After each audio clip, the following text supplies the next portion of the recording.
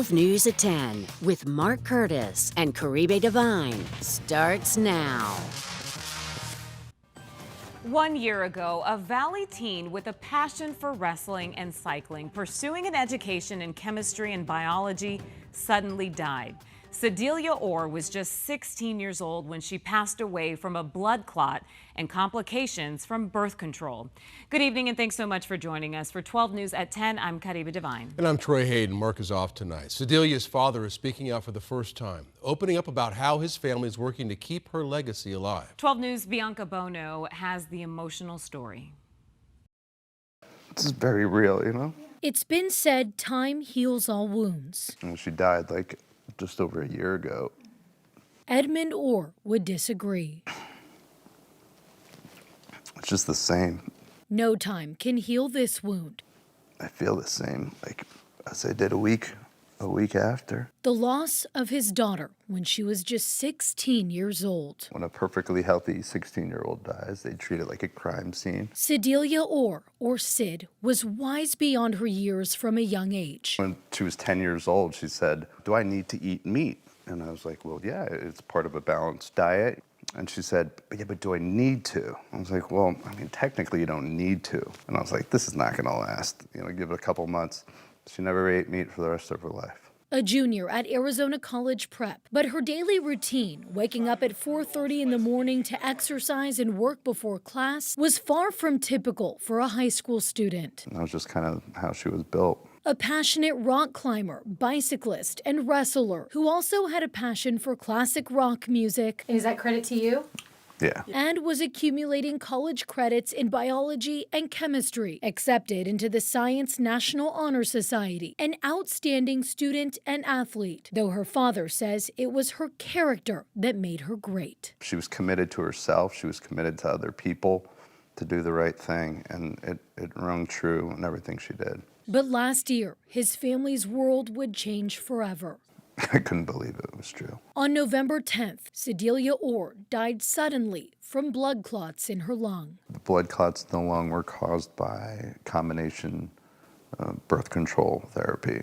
The way Syd lived is worth sharing. 1 year later, it's why Orr is speaking out. It's in a way important that people know about her. It's also why he's created the Sydelia Orr Memorial Scholarship Fund, a foundation meant to inspire women in science and provide financial support for post-secondary education, encouraging more young women to live like Syd. Just unapologetic purpose in doing the right thing. On Saturday, the organization's second ever event, a cornhole tournament. I think she would like the fact that we're doing some things that are fun and engaging, that people are giving of themselves for something beyond themselves. What's your favorite photo out of these? Time hasn't healed this father's wounds. Other than the ones with us together? But it has given him the strength to share his daughter's story. Centerpiece is pretty nice. So her impact and legacy can live on. Unfortunately, not enough people are going to get to know her directly.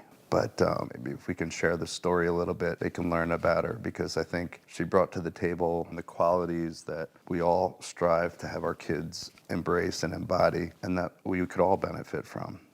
And again, the cornhole tournament is this Saturday in Chandler. You can find more information about how you can get involved right now on our website, 12news.com. Bianca Bono, 12 News. All right, Bianca, thank you.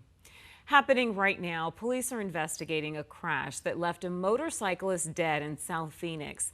Police responded to the intersection of 32nd Street and Rozier Road just after 5:30 p.m. and found the man with serious injuries. He was later pronounced dead at a nearby hospital.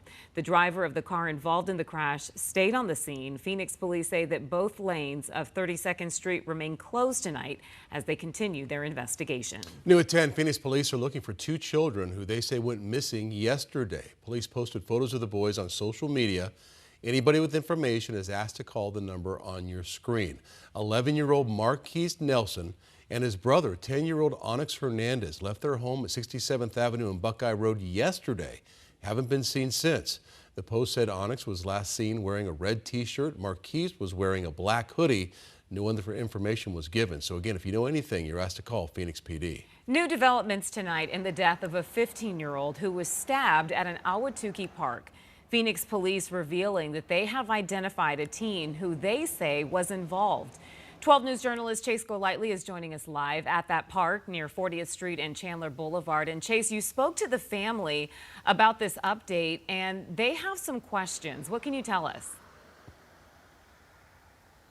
Kirby, that's because even though police identified this teen as being involved in the death of this 15-year-old, police didn't say if that same teen is a suspect in this case. And at this time, no arrests have been made. We're deeply saddened. Days after 15-year-old Jalen Reeves was killed, his memorial continues to grow. He did touch a lot of people's hearts, and especially ours. Seeing the support is helping his family heal. He's our love, my first grandbaby. His grandmother, Carla Medina Reeves, speaking with us for the first time.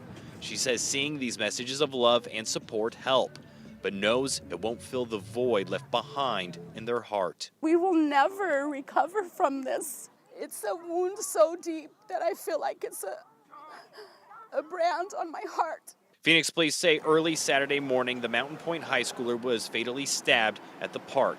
It then led to the search for the suspects responsible. Then on Wednesday, an update. Investigators saying they've identified a teen involved in the stabbing, but didn't say that teen was a suspect. They added the teenager provided a statement to investigators. While Medina Reeves is happy progress is being made, she knows there's still a long road ahead. I have faith in the process and due diligence and assuring that everything will be taking place accordingly. Police also announced they interviewed multiple witnesses, served search warrants, and took in several items of evidence. The Reeves family now waiting until those responsible for their loved one's death are held accountable, so their healing can continue. Just want justice for Jalen. Now, I did reach out to Phoenix police for clarification on that teen's alleged role in this fatal stabbing. However, they provided no additional update regarding their previous press release. We're live in Ahwatukee tonight. Chase Golightly, 12 News. All right, Chase, thank you. Now to Santa Cruz County, where the former county treasurer is accused of stealing over $38 million in public funds. Charges have now been filed against Elizabeth Gutfar for money laundering, embezzlement, and tax evasion. Court documents reveal that she used stolen money to purchase a $1.2 million Arizona property in 2019 and a $2.7 million ranch months later. Gutfar, who has been in office since 2013, resigned from her position earlier this year as the investigation began. Authorities are now pursuing legal action to recover the alleged stolen funds. Heading now to the West Valley, where a massive new resort is taking shape and rising out of the desert. If you've been to an Arizona Cardinals game or a concert there at State Farm Stadium or driven that stretch of the 101, you have seen the Vai Resort. It's under construction right next to the stadium. That's right, and when it debuts, Vai Resort estimates that it will employ at least 2,000 people in the West Valley. 12 News journalist Emily Pritchard is giving us an exclusive behind-the-scenes look, including a place no other camera has gone yet. Welcome to Vai Resort. This 60-acre property sits right across from State Farm Stadium, and it is set to be Arizona's largest resort. Once it's complete, let's take you inside for a look at the concert venue to the restaurants and everything in between. We have 4 hotel towers, 12 restaurants. We have a 5-acre Vai Beach and man-made Konos Island. At the heart of this massive composition going up in Glendale is music. There's something for everyone, that there are luxurious touches to this resort, but really it is approachable, and that this is a place for families and the community to come together all through live music. Sarah Trott with Vai is strapping on the hard hats with us to show us around. The exciting and nucleus of the project is this amphitheater tower, the first of its kind, where your hotel balcony is a skybox overlooking our $50 million state-of-the-art stage, 360-degree stage and concert venue. Welcome to room A319. Welcome. Come on in. This is something that's in the backyard for our locals, but also bringing in national and international guests as well.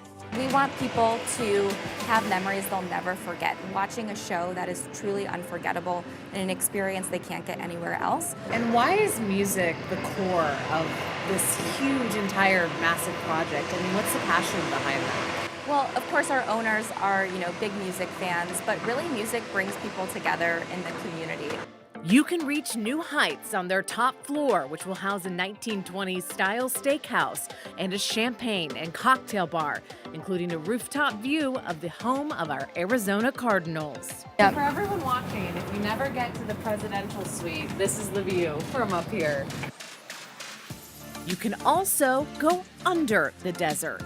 So come with me now as we're about to see an exclusive VIP space underneath the Vai Resort that not everyone gets to see. Let's come check it out.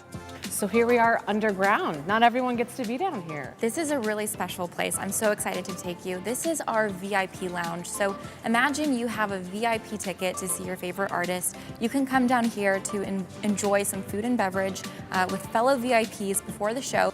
Once you've worked up that appetite, you'll find everything from sushi, Italian, American, from casual to upscale to late night pizza and Mexican. So imagine enjoying at our Mexican restaurant. You can literally have your toes in the sand, overlooking a beach, and you don't have to leave the state of Arizona. I can see myself poolside already. This is a mound of dirt right now, but this will be part of our 5-acre Vai Beach, Konos Island, and Aero Bar.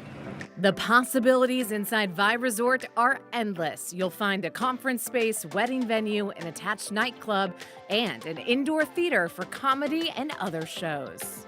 I know you want to know when this is all set to open. They say they're going to do a phased opening at the end of 2025. Reporting in Glendale, Emily Pritchard, 12 News. Oh, it looks so amazing. So you can head over to our streaming channel, 12 Plus, for an extended version of that tour, including how you can have a cocktail strapped into a ride 130 feet in the air. Yeah, that sounds challenging. Yeah. Also, some more secrets about their underground tunnel system, and then the famous name that they credit with coming up with the idea. Yeah, how fun. And that Mattel theme park right there is going to be fun too. So if you're interested in the job, Vai says they'll begin hiring closer to the opening of the end of next year. But you can stay in the know by visiting VaiResort.com and going to their careers page.